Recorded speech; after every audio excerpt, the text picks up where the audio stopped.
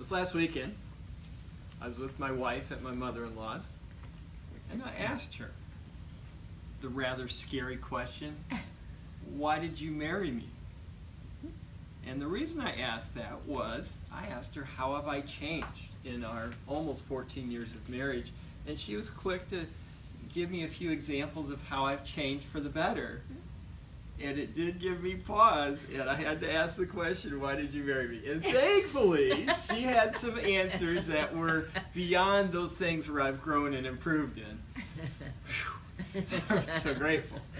So today I'm going to talk about 3 areas where I've actually seen some particular growth and changes in my life that she had highlighted for me.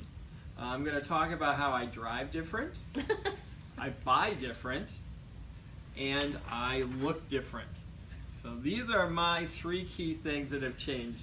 So first of all, let me talk about driving. My wife had the audacity to remind me that when she and I first dated and got married that I drove like a grandpa. Can you believe it? She actually told me that. She was like, you were really slow. You would see something way ahead and you'd start slowing down way before it was necessary. There usually wasn't even a problem, but you were already slowing down. Upon reflection, I sort of remember some of that. It feels very long ago. She's like, now you drive, occasionally I feel uncomfortable. Like you drive a lot faster. And I will admit to this. Now, no one else in the car with me, of course. The roads are clear. There's not traffic around me. I love the S-curve. Do you know why I love the S-curve? It is the closest thing to the Daytona 500 that I will ever experience. I can take the Honda Accord just to the edge and see if it will stick in the corner, because those corners are sharp enough that you get to do that. So my driving has changed. Probably because I'm a little less afraid of all those things that are way out there. Let's get to that problem and then, of course, be a cautious driver. But let's get to the problem. Secondly, I buy differently. I was the Consumer Reports buyer. Do you know what this buyer is like? They will not purchase anything until they have done all the research to make sure that they are buying the best product at the best price for the best value. Takes them forever to make a decision. And I was highly suspicious of all salespeople. They are, of course, trying to make me buy something that I don't want, and they're going to manipulate me. Kind of ironic since I'm a salesperson today. But that's how I was, and you can just imagine how in a marriage relationship that's not ideal if you're trying to do something together. So I've learned to modify that approach. And recently, we had to buy a new stove. And the reason we bought a new stove is we fried our oven, our stove. Did you know you could fry your stove? I'll tell you how. You have a flat pan on the back and you boil some water or something like that, and then instead of having the lid open on the front, open it toward the back so the steam can go up inside of where the motherboard is. And so we steamed our stove to death. It literally fried. So we had to go buy a new stove and went to Decker & Sons.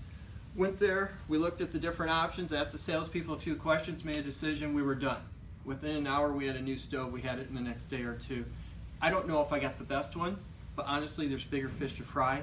I'm a lot less perfectionistic about doing that these days. And finally, looks. Now you might be saying and thinking that what I'm talking about is I look a lot better 14 years later. And you'd probably be right, but that's not what I'm talking about. What I'm really talking about is my wife reminded me that I was extremely self-conscious in front of other people. 14 years ago, I don't think I could have done this. Now, there's probably a lot of reasons why, but one of the reasons I believe that I'm able to be a little more flexible in front of other people is I have a child. And a child, for me at least, has brought out a playfulness that I didn't know existed there 14 years ago. For example, my son's current thing, now he's 11 years old, I did not teach him this, it also drives my wife crazy. His current thing is he will go boom, and then he'll come up behind me and hit me right in the butt, and then he will hum the Family Feud theme song. Do any of you know that? Can you hum it for me for a second? I can't ever have that tune in my mind. But that's what he does. Now, I'm into reciprocity. And so I cannot let that go unchallenged and not return the favor. You can imagine what it's like for my wife having two 11-year-olds in our house. We're having a lot of re-aunt, and my wife is not. She's a little bit frustrated. So I have changed. I drive different, I buy different, and I look different. And these are good things, because those are letting go of some things that held me back 14 years ago. And so I asked my wife, would have you married me then based upon who I am today? And she said yes. And then she flipped the question on me and she said, would have you married me based upon who I am today then? And she's like, you probably wouldn't have. And I said, you're probably right. But that's a talk for another day. Thank you very much.